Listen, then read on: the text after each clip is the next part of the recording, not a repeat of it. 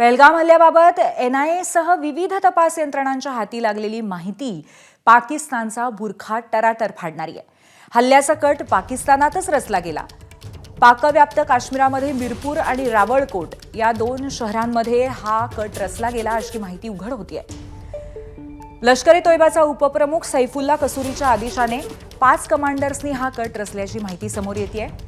अबू मूसा इदसीर शाहीन, मोहम्मद नवाज, अब्दुल रफा रसूल आणि अब्दुल्ला खालिद अशी या दहशतवाद्यांची नावं आहेत। फेब्रुवारी महिन्यामध्ये हल्ल्याचा कट रचला गेला।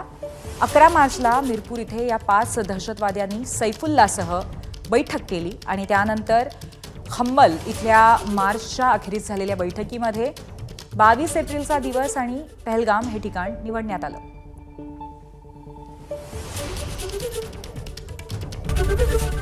ABP माझा, उघडा डोळे बघा नीट।